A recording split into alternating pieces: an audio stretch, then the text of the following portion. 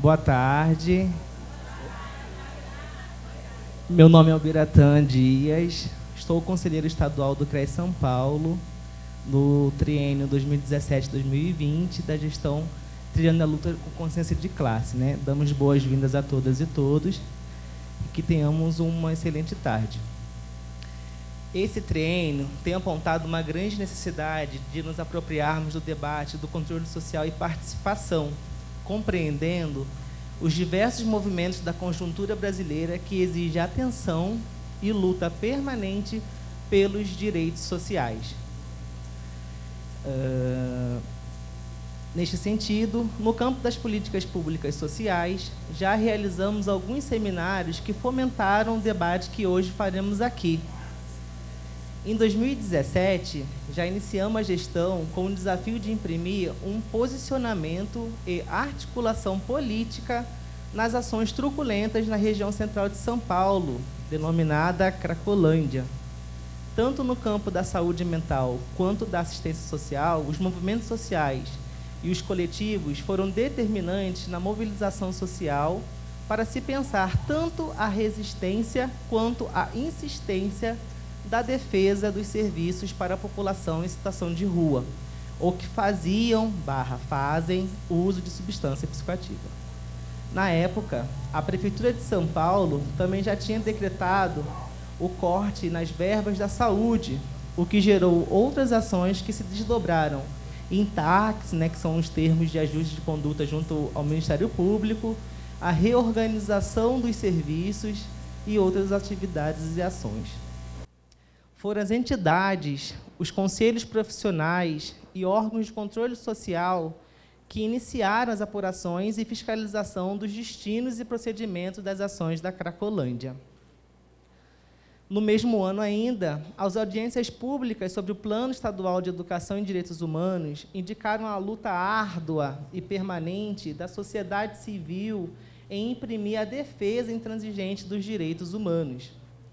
No final de 2017 ainda, fechamos o ano, né, com um seminário estadual de direitos humanos, que foi realizado em 2 dias, cujo debate se deu em torno da judicialização da questão social, das relações étnico-raciais e o genocídio da juventude negra, sobre o abolicionismo penal e a realidade também do SINAS e da LEP, além das reflexões sobre o urgente debate sobre a legalização das drogas. Em 2018, realizamos o seminário estadual, o trabalho da assistente social na política de assistência social, que debateu sobre as estratégias de enfrentamento dos retrocessos que vem sofrendo a política de assistência social e do desmantelamento promovido pelo governo federal, do Serviço Único de Assistência, né, do SUAS, né, bem como os desafios da classe trabalhadora na atual conjuntura, que favorece os interesses do capital em detrimento das necessidades e direitos da população. Houve outros eventos também que coadunam com o tema que aqui vamos debater hoje. Esse seminário, portanto, então, é fruto do acúmulo de debates acerca do tema, tanto no tocante, né, aos desafios colocados para o eixo de seguridade social do conjunto Cefes-CRES.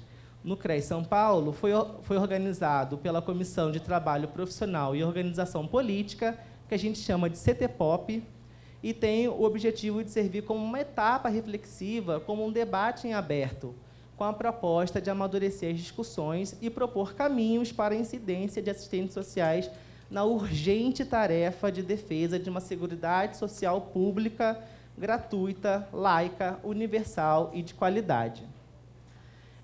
Aproveito para informar que o seminário ele vai ser transmitido online também, na página do Facebook. E, sem tantas delongas, né, para a mesa de abertura, eu gostaria de chamar o aluno Ricardo Lima da Silva, representando o Executivo Nacional de Estudantes de Serviço Social, ENESSO.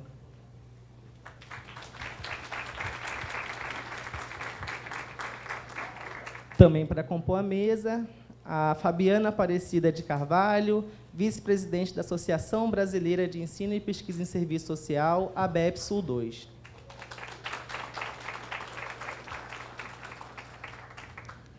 Também para compor a mesa, Ana Leia Lobo, conselheira estadual do CRES São Paulo.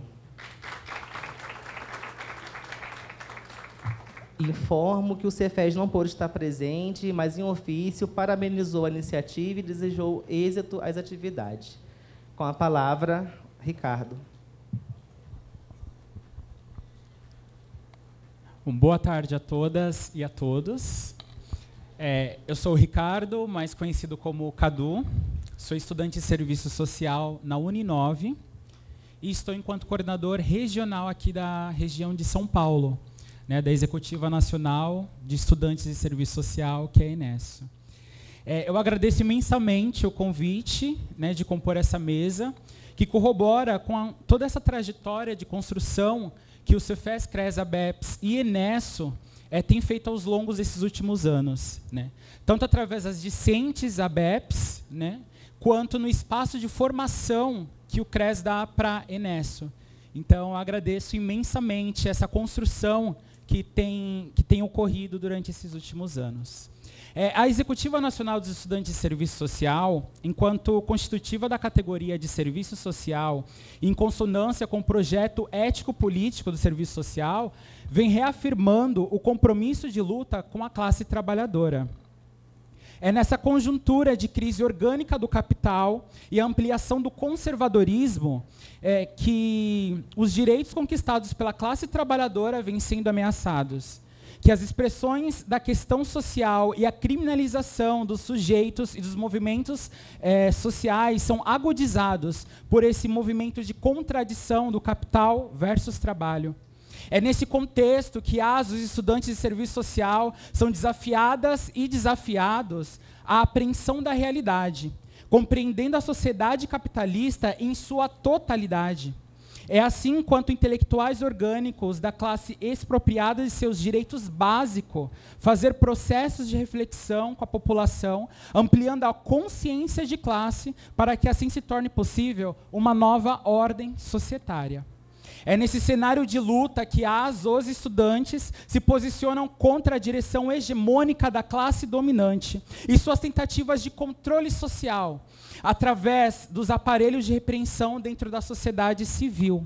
Aparelhos estes que desestabilizam o Estado de suas obrigações através da diminuição da participação política dentro da sociedade e aumentando as privatizações, principalmente aqui no estado de São Paulo, né?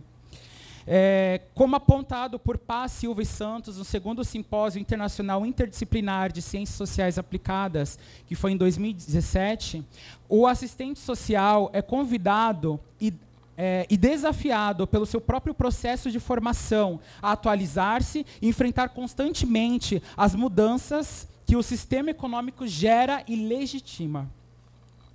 Portanto, né, nessa perspectiva, a ENESSO tem gerado um acúmulo de debates teóricos com base no trabalho, sendo o trabalho a matriz da profissão, e se aprofundado também na compreensão das relações que tangem a divisão não somente social, mas a divisão racial e sexual do trabalho.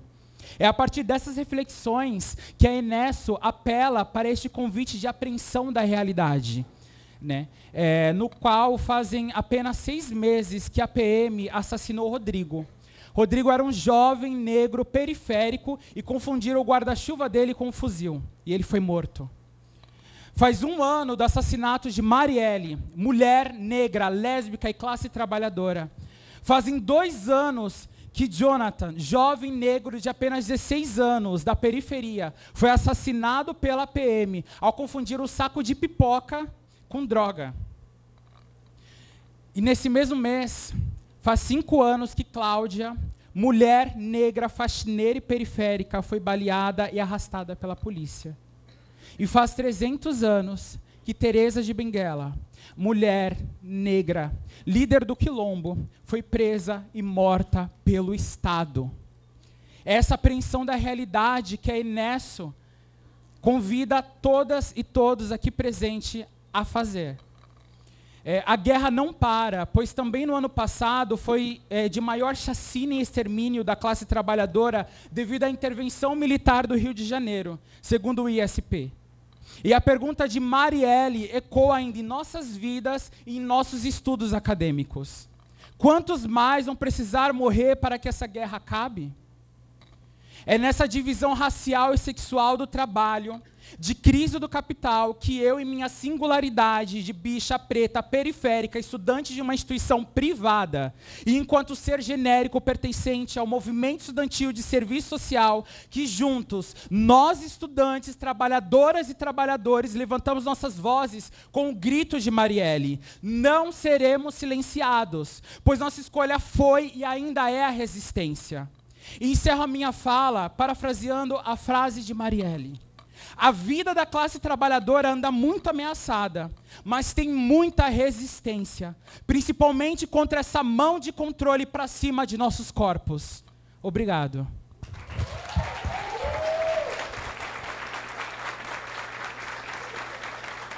Obrigado, Ricardo, pelas contribuições.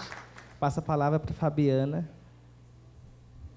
Boa tarde a todos os companheiros, companheiras presentes. Eu gostaria, em nome da ABEP-Sul 2, agradecer ao CRES, né, pela composição aqui, mais uma vez, por mais uma composição num trabalho tão profícuo, tão sério e tão fundamental, né?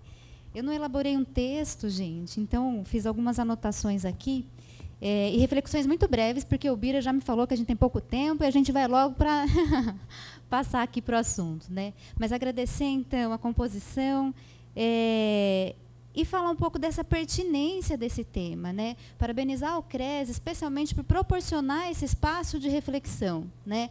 A gente, no dia a dia, tem sido bombardeado de muita informação, e informação não significa conhecimento, né? Quantos de nós vemos notícias em revistas ou no próprio Facebook o dia todo, e, ao final do dia, não conseguimos fazer uma análise do que lemos, né? A gente é bombardeado de informação e, não necessariamente, a gente consegue fazer desse milhão de informação que a gente recebe, transformar isso em conhecimento, né? Então, agradecer ao CRES por essa oportunidade de nós refletirmos sobre esse espaço que o assistente social ocupa, né, no controle social. Então, participando aqui do seminário estadual, da participação do serviço social e o controle social. Não sei se vocês se lembram daquele material de 2011, né, que o Cefes solta, falando sobre o controle social e a consolidação do Estado democrático. E a hora que eu pensei aqui em como elaborar essa fala, e fui resgatar esse material, né, lá já a gente tinha alguns anúncios de uma ameaça à democracia. Hoje, a gente vem para esse lugar, não sei se o coração um pouquinho aliviado, por conta de ter sido proibida a comemoração. Já caiu? Então, a gente não tem mais nem um pouquinho de coração aliviado. Não são só os direitos que vêm sendo destruídos, né?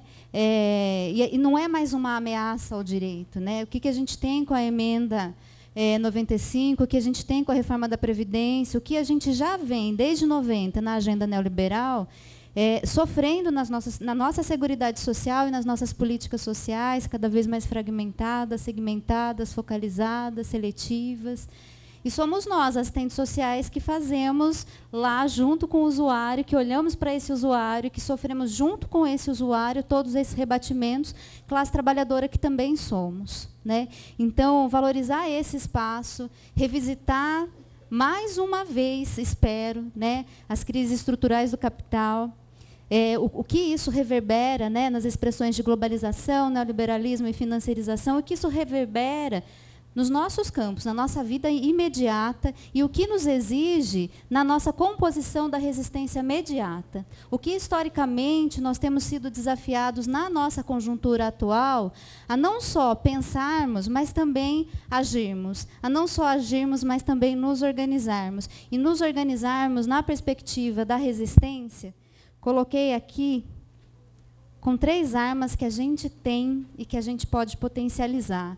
A primeira delas, a perspectiva da totalidade, né? Então, essa história de receber muita informação e não conseguir elaborar, a gente vai precisar aprender a superar isso, né? Quais são as análises dos processos que a gente tem feito, quais são as participações, quais são as nossas possibilidades de resistência.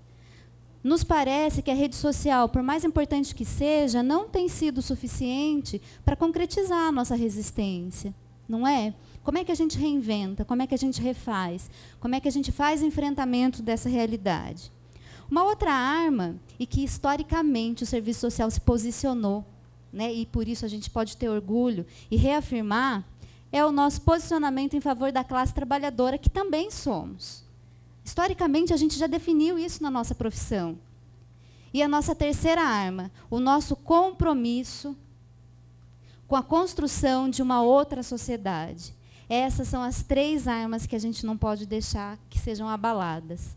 Essas são as 3 armas que sejam quaisquer espaços que os assistentes sociais e as assistentes sociais ocupem, precisam ser alimentadas para que a gente continue na direção social e na defesa do nosso projeto ético-político, ainda mais nessa conjuntura tão contrária a tudo que ele propõe e vem construindo historicamente. Eu desejo a todos nós um ótimo seminário, um ótimo momento de reflexão e de possíveis mediações a serem construídas. E gostaria de já aproveitar o espaço e convidar a todos para a próxima reunião ampliada da ABEPS. Ela vai acontecer dia 27 de abril, na PUC Campinas, às 13h30. Quem puder chegar vai ser muito bem-vindo para somar em reflexões também no campo da formação. Muito obrigada. Obrigado, Bia. Passo a palavra agora para a Ana Leia Lobo, conselheira estadual do CRES São Paulo. Boa tarde a todas e todos. Enquanto, né, diretora do CRES São Paulo, gostaria imensamente assim, de agradecer a presença, né, de todos vocês que se colocam nesse sábado à tarde, né, a vir aqui a discutir, a refletir coletivamente sobre esse tema que é tão caro para nós, assistentes sociais, né. Queria aqui também fazer um agradecimento especial, né, aos companheiros que compõem a CTPOP, né, que é a Comissão de Trabalho Profissional do CRES São Paulo, que foi quem pensou esse seminário, né.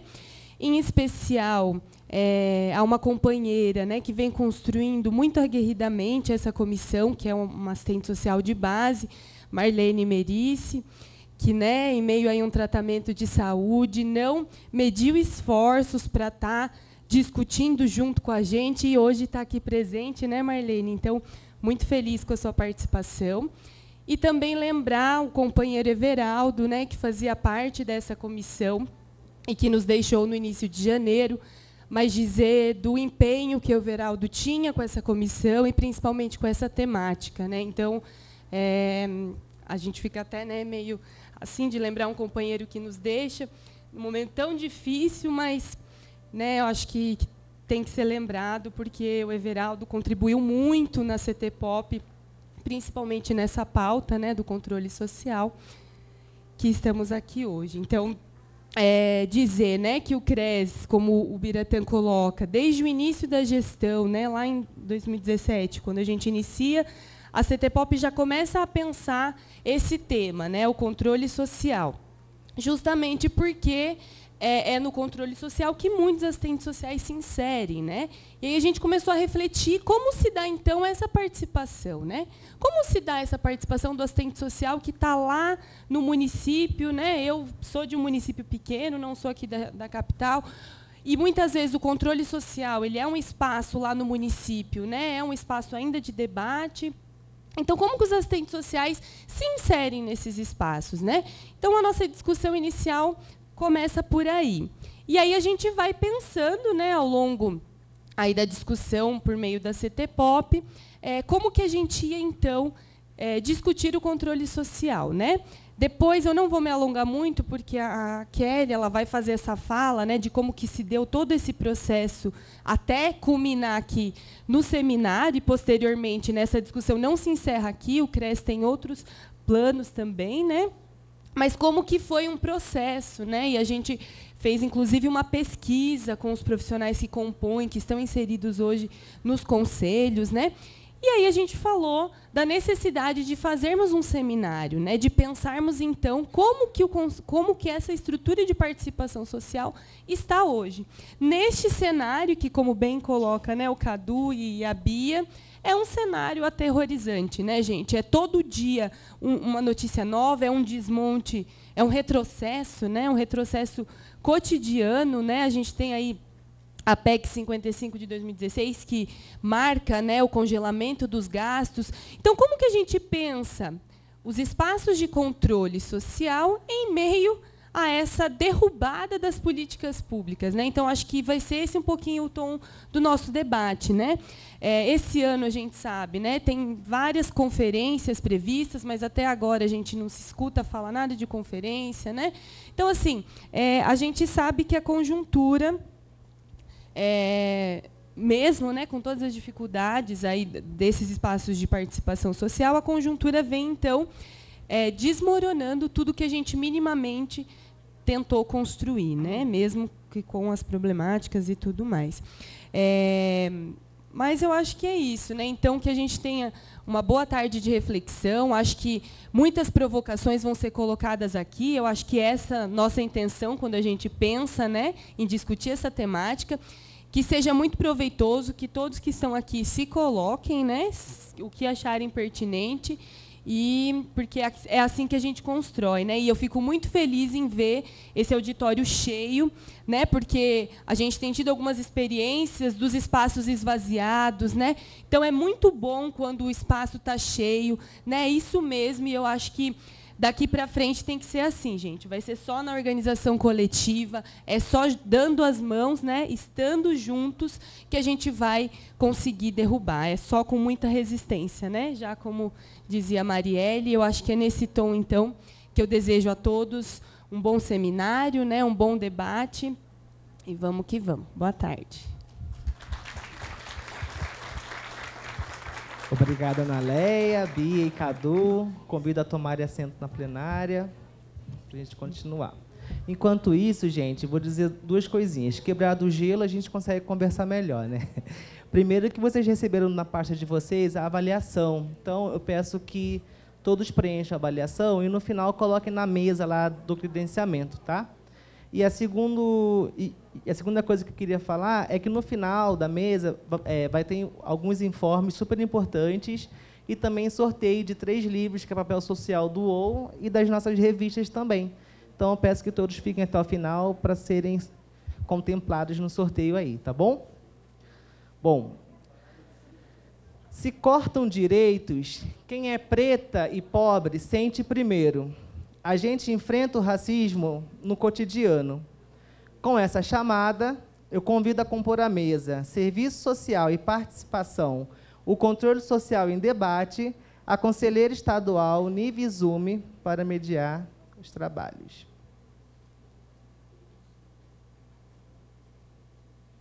Convido também para compor a mesa a professora doutora Eblin Farage,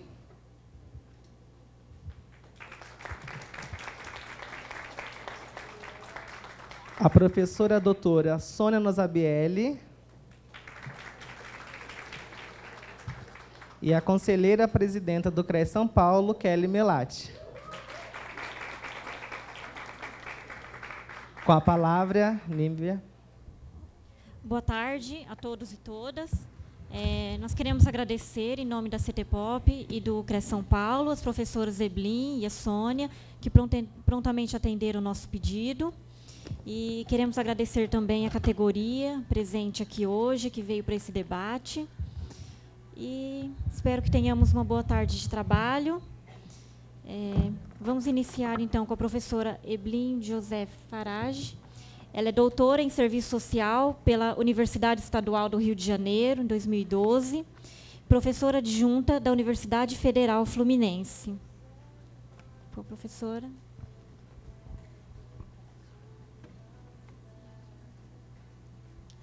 Então, pessoal, boa tarde a todas e todos. Primeiro, eu quero agradecer enormemente ao convite do CRES, mais uma vez. É sempre um prazer estar em diálogo com a categoria e estar aqui nesse CRES, que é um CRES tão combativo, né? Enfim, que se desafia o tempo todo a criar esses espaços de diálogo com a categoria. Mas, antes de começar, eu queria ler um poema. Diferente do que eu geralmente faço, que os poemas são para celebrar alguma coisa, esse poema não é um poema de celebração. Mas, às vésperas da gente descomemorar 55 anos do golpe civil, militar e empresarial nesse país, é necessário que a gente faça memória. E aí eu queria ler um poema do Ferreira Goulart, que foi um poeta maranhense que se radicou no Rio de Janeiro e que foi um combatente contra a ditadura militar no Brasil, foi perseguido, exilado, depois voltou para o Brasil e foi duramente torturado também nos porões da ditadura militar. Traduzir-se. Uma parte de mim é todo mundo, outra parte é ninguém, fundo sem fundo. Uma parte de mim é multidão, outra parte, estranheza e solidão. Uma parte de mim pesa, pondera, outra parte delira. Uma parte de mim almoça e janta, outra parte se espanta. Uma parte de mim é permanente, outra parte se sabe de repente.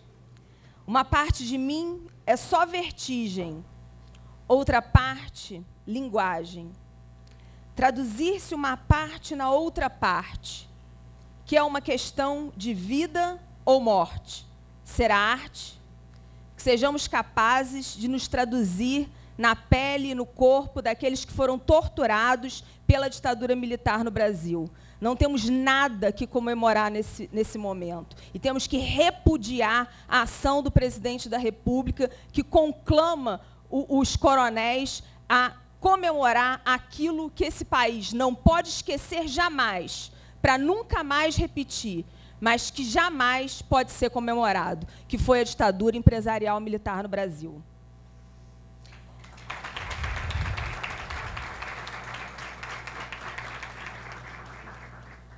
Esses são os tempos em que a gente está sendo desafiado a falar sobre a conjuntura e sobre o controle social e sobre os rumos do serviço social.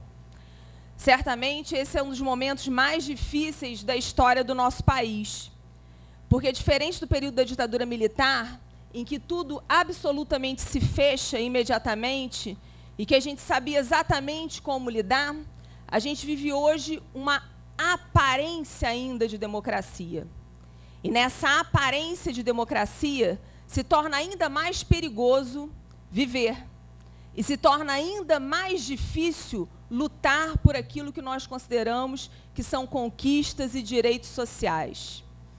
Bem, a parte que me coube aqui no latifúndio dessa mesa foi falar um pouco da questão da conjuntura e trazer alguns elementos para as reflexões e, na verdade, eu diria hoje, provocações à nossa categoria, ao serviço social, a nós, militantes.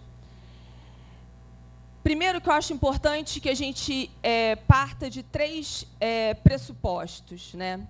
Acho que tem três questões que são para nós importantes. E é daí que eu vou começar a minha reflexão. O primeiro, que é entender que é necessário que a gente tenha, como dizia o Gramsci, o autor italiano, Antônio Gramsci, marxista, o pessimismo da vontade e o otimismo da razão. Não nos adianta, como disse a companheira que estava aqui da ABEPS antes, não ler a realidade de forma precisa. Camuflar a realidade ou ler a realidade a partir do aparente não nos ajuda a nos armar para essa realidade. Então, um dos nossos desafios é não perder a perspectiva, a esperança, o sonho, aquilo que nos move no horizonte que nós desejamos, mas sem perder o pé no chão, sem perder uma análise que seja uma análise de totalidade, que elenque e que desvele tudo aquilo que está no imediato. O imediato não se explica por ele mesmo. O imediato é apenas uma parte da realidade. Ele não é toda a realidade, como dizia o Marx. E se a gente ficar apenas no imediato, a gente corre o risco de fazer uma análise parcial da realidade social. E o tempo todo nós somos levados a isso. Para nós, tão importante como entender o que leva à ascensão da extrema-direita no Brasil é entender os processos que armaram a estrutura para que a extrema-direita chegasse no país. A extrema-direita não chegou no poder, no centro do poder do país, no estalar de dedos. Isso foi construído. E para nós é importante entender, inclusive, qual é a parte que nos cabe nesse processo social que ajuda a construir as bases para que a extrema-direita chegue ao poder. O segundo desafio que nós temos, e que eu acredito que hoje tem que ser um pressuposto para nós, é entender que a classe trabalhadora não está derrotada, é verdade, mas ela tem sofrido importantes derrotas. Reconhecer isso para nós é importante por quê? Porque significa olhar para as nossas limitações, para as nossas fraquezas, para as nossas debilidades, para que isso não nos fragilize mais, mas, ao contrário, para que isso nos impulsione a, de fato, mirar um horizonte que seja um horizonte construído em outras bases. E daí decorre um terceiro elemento. Se é verdade que a gente não está derrotado, mas que nós sofremos importantes derrotas no último período, é importante que a gente reconheça que hoje nós estamos na defensiva. A classe trabalhadora não está hoje lutando para grandes avanços e para grandes conquistas. E isso tem tudo a ver com o debate do controle social que nós vamos fazer aqui. Como falar de controle social numa conjuntura em que nem o social é considerado? Que dirá o controle sobre ele? Numa conjuntura em que as políticas públicas vão ser desmontadas, destruídas. Como controlar socialmente algo que se pretende extinguir? Então, é muito importante que a gente compreenda que nós temos esses 3 desafios. E compreender esses desafios dentro de uma conjuntura de totalidade.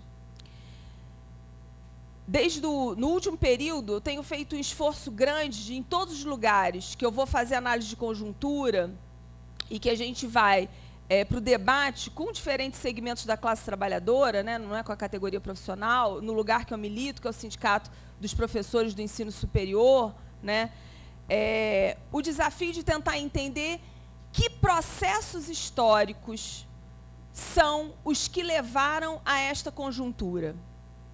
E qual é a nossa parte nesse processo? Que me parece que é um outro desafio que nós temos. Então, para nós, compreender a conjuntura atual significa compreender 2 grandes crises que a gente vive desde a década de 70 no mundo. Primeiro, entender que o Brasil não está isolado e que o que vivemos aqui, apesar de termos particularidades, como dizia o Florestan Fernandes, Ottaviani, Caio Prado, não pode ser tirado, desvinculado da realidade do capitalismo mundial. Então, para nós é desafiador compreender 2 grandes crises. Primeiro, a crise internacional do capitalismo. Segundo, a crise também internacional do socialismo real. Desde a década de 70, o capitalismo entrou em uma das suas mais profundas crises. E como dizia o Marx lá no século passado, as crises do capital são inerentes à sua lógica de estruturação. Só que essas crises elas vão se tornando cada vez mais próximas. São crises cíclicas, que o capitalismo tenta, de todas as formas, se recuperar e sair dessas crises para continuar capitalismo. Qual é o grande horizonte do capitalismo? A busca de lucro, a obtenção do lucro, seja ela da forma que for.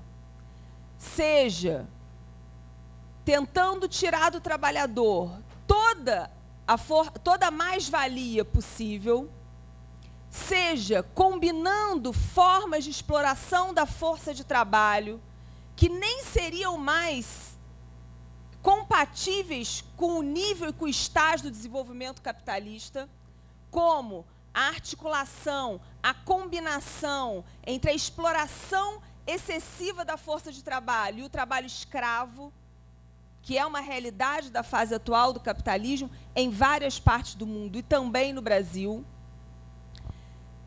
Tudo para tentar recuperar as taxas de lucro. Ou, nessa última fase dessa crise capitalista, em especial a partir dos anos 90, a necessidade e o intento de transformar direitos sociais e mercadorias, que é o que hoje a gente mais vive. Então, entender a crise do capitalismo para nós significa entender, o capitalismo não está sendo capaz de dar resposta à sua crise. 2, o capitalismo gera contradições que ele não consegue responder a elas.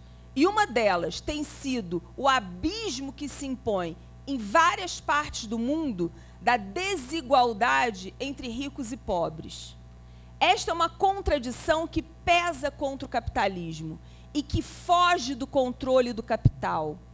A extrema pauperização, a geração de violência, esses são elementos que fogem do controle do capital e talvez, em parte, nos ajudem a entender e a compreender essa fase mais conjuntural agora do capitalismo, em que ele busca, de todas as formas, se conciliar com elementos ultraconservadores, né? Com uma articulação com o recrudescimento do conservadorismo, que é o que a gente vive hoje no Brasil e numa parte do mundo. Então, entender a crise do capitalismo significa entender, nos termos de Marx, que o capitalismo vai gerar os seus próprios coveiros, como disse o Marx no Manifesto Comunista, e que ele gera contradições que ele não consegue superar. Segundo, entender a crise do socialismo real. Por que para nós isso é importante? Porque se o capitalismo, que é o projeto societário da burguesia, está em crise, também é verdade que o projeto da classe trabalhadora também está em crise.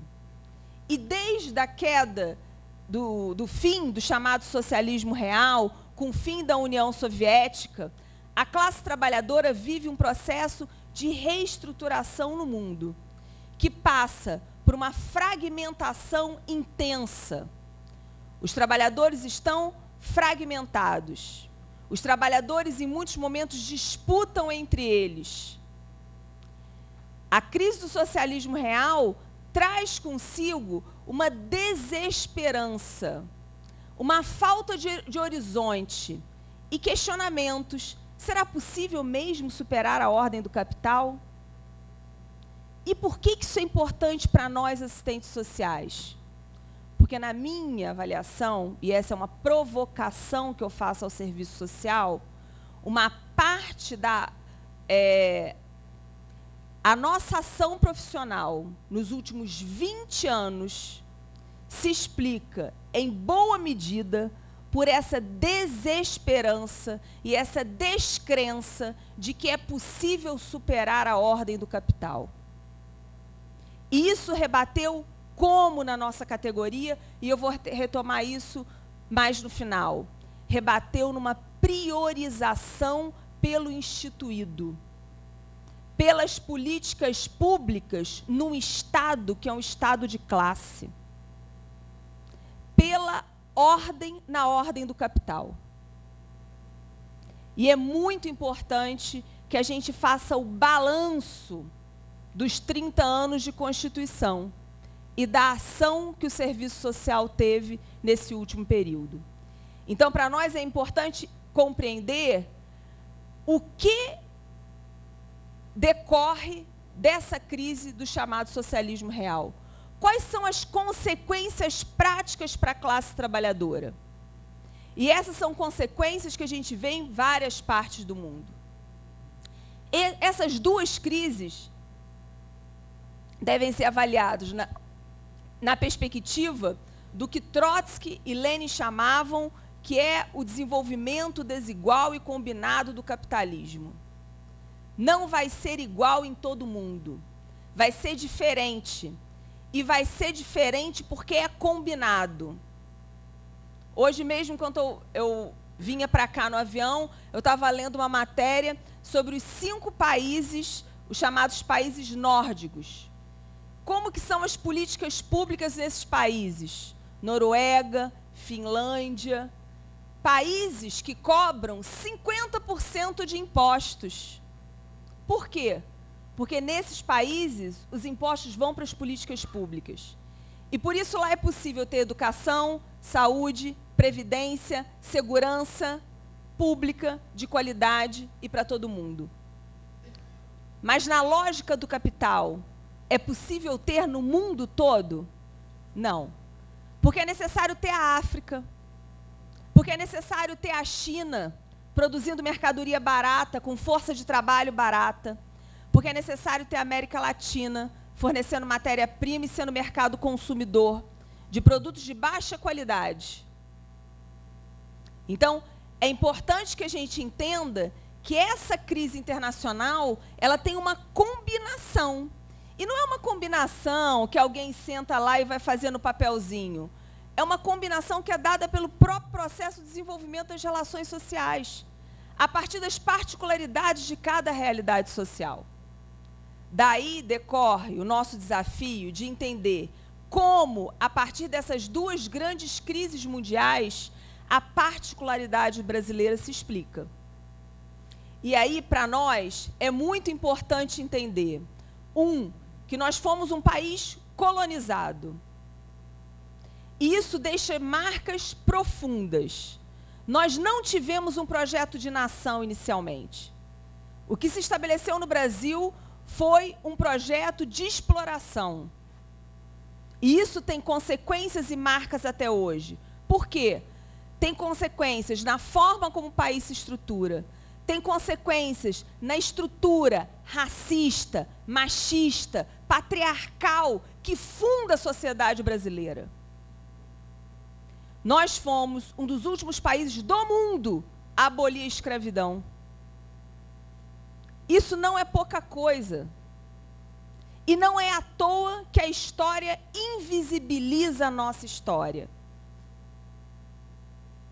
E não é à toa que no momento em que a gente, nos últimos 20 anos, 15 anos, começa um movimento de desinvisibilização, o projeto que ganha agora é o projeto, novamente, da invisibilização. Isso não é à toa, não é menor. Desinvisibilizar estava incomodando. Estava incomodando o projeto do capital. Estava incomodando o projeto da burguesia.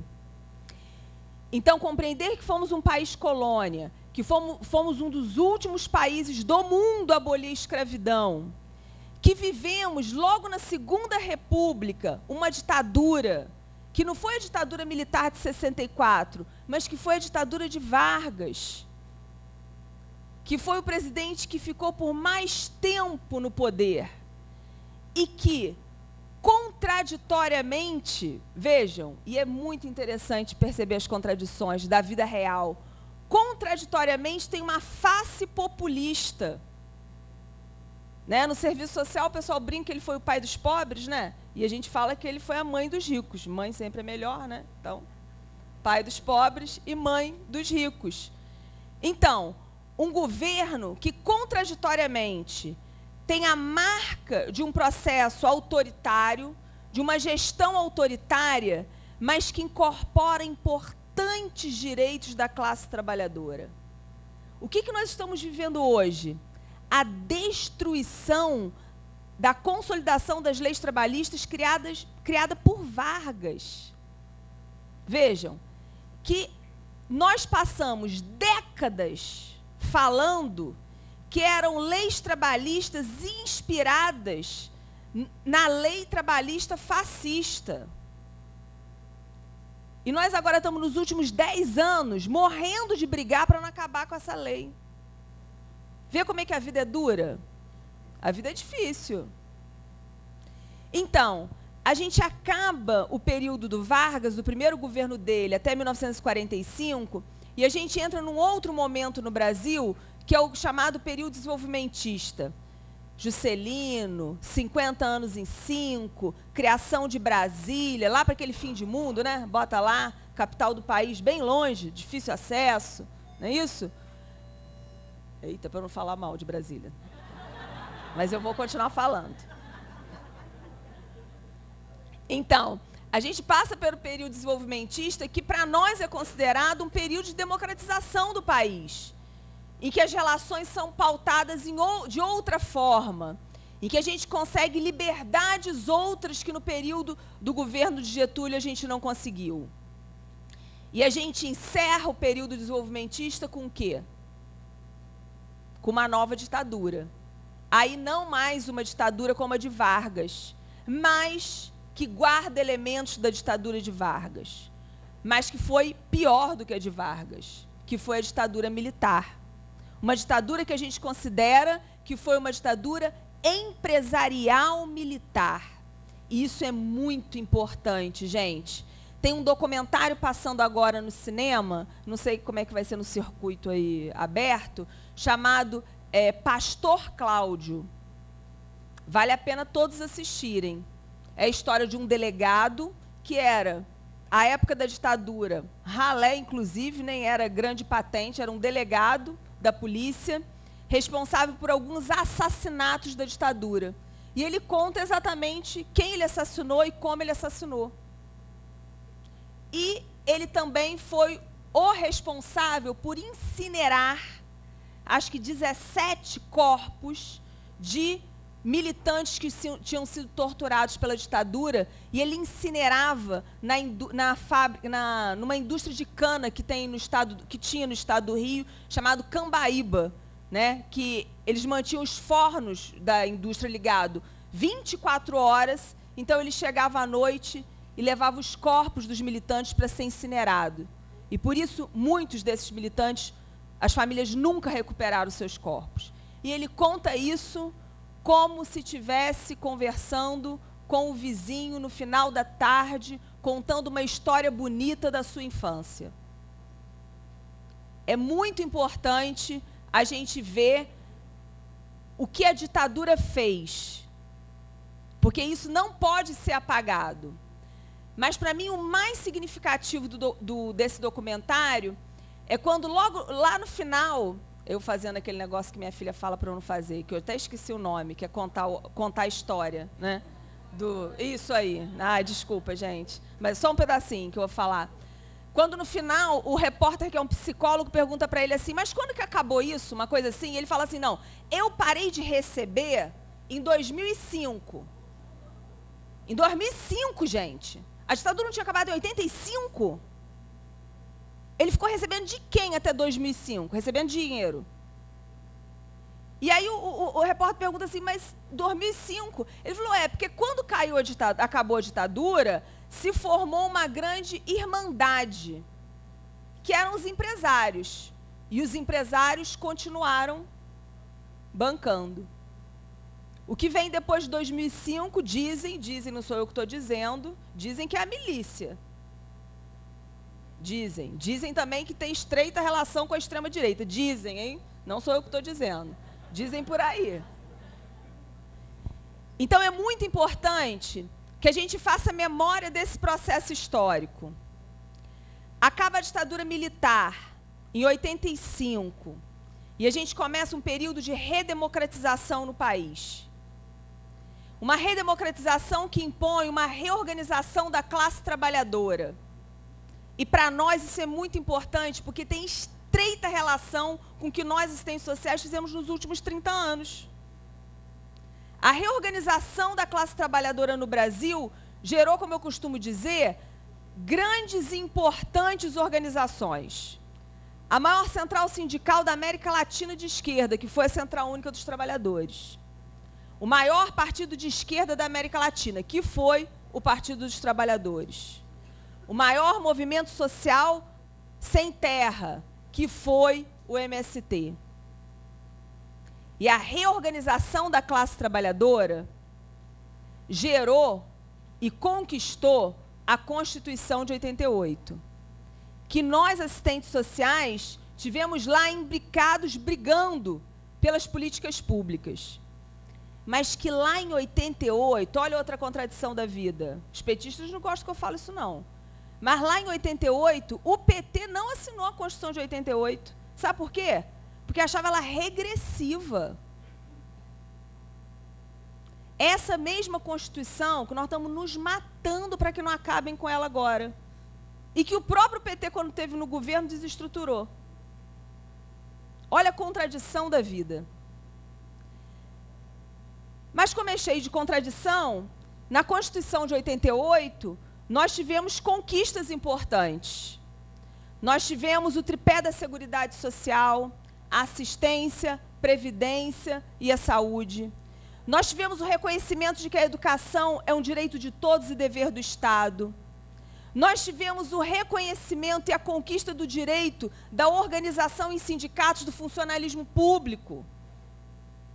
Isso é um elemento essencial para a estruturação de políticas públicas. Não tem política pública de qualidade sem servidor público. Com terceirização, com organização social, com clientelismo, que é hoje o que marca a maior parte das políticas públicas pelo Brasil afora, não se estrutura política pública de qualidade. Porque política pública requer funcionalismo, e funcionalismo com carreira, com direitos, com salário decente, com condições de trabalho. Sem isso não tem política pública de qualidade. Então, nós tivemos, contraditoriamente, perdas e conquistas na Constituição de 88. Mas a Constituição de 88 já traz alguns dos elementos do que futuramente vão servir para a própria desestruturação daquilo que eu chamo uma desestruturação por dentro do sentido do público das políticas públicas e sociais. E aí a gente conquista em 88 a Constituição e, um pouquinho depois, na década de 90, em especial a partir do governo do Fernando Henrique Cardoso, a gente começa o projeto neoliberal no Brasil. Ora, a gente não tinha nem regulamentado todas as políticas públicas, não tinha nem todas as leis específicas das políticas públicas que nós trabalhamos, e começa o processo de desmonte. Um processo de desmonte por quê? Porque o Brasil começa a sentir os efeitos da crise do capital da década de 70. E saído aquele boom inicial do período de redemocratização, né, daquela tentativa desesperada de abaixar o custo de vida, a gente começa a sentir as determinações internacionais do capital. E aí há todo um projeto para reestruturação do Estado Nacional. O projeto do MARE, né, que foi na época do Fernando Henrique Cardoso, um projeto que, mais uma vez, né, ler, às vezes ter memória é um horror, gente, mas às vezes ajuda a entender. Quando a gente lê o projeto do MARE, lá de 96, 95, 96, a gente vê que até hoje, os diferentes governos que sucederam o Fernando Henrique tentaram, de alguma maneira, colocar em prática aquele projeto de reforma do Estado. Não tem novidade, está escrito. É igual o Bolsonaro agora. A gente pode acusar ele de tudo, menos de mentir. Ele pode até ter mentido nas redes sociais, que eu não entendo desse negócio direito. Mas mentir em relação ao projeto de governo dele, ele não mentiu. Estava escrito o que ele ia fazer. Estava escrito. Estava lá no programa de transição do governo, tudo escrito, mês a mês. Eu falo com meus colegas sindicalistas, estava escrito no projeto de transição que ele ia tirar a nossa consignação da mensalidade sindical da folha de pagamento. Ele escreveu isso lá, ele não mentiu. Mas a gente não acredita. A gente fica esperando acontecer. Brasileiro é assim, né? Fica esperando acontecer para reagir. Então, ele nunca teve projeto para economia. Ele nunca teve projeto para geração de emprego. Ele nunca teve projeto para desenvolvimento do país. O Bolsonaro ganhou, a extrema-direita ganhou no país com um projeto, com uma bandeira do conservadorismo. Com uma bandeira aparentemente moral, que na minha avaliação, vou falar isso depois, tem estreita relação com os interesses do capital. Não é só moral essa bandeira. Mas foi com esta bandeira que ele ganhou. Ele não prometeu emprego para ninguém. Qual era o projeto dele de emprego? Aonde estava escrito? Destruir o trabalhador. E isso estava não só no programa de governo dele, que era um horror, como no projeto da bancada evangélica. Vocês leram? Vale a pena ler também. Porque tudo que está sendo feito, tudo, gente, tudo, até a divisão dos ministérios, estava no projeto da bancada evangélica que foi entregue ao presidente da República. Lá, no projeto da bancada evangélica, para nós do sindicato, já falava que os sindicatos iam passar para o Ministério da Justiça. A gente se tornaria questão de segurança pública. Ou seja, a organização de trabalhadores é questão de segurança pública, de justiça, e não de organização autônoma dos trabalhadores. Por isso, acabar com o Ministério do Trabalho, que é a coisa mais emblemática do que o que ele pretende para o trabalhador, do que acabar com o Ministério do Trabalho. É simbólico isso.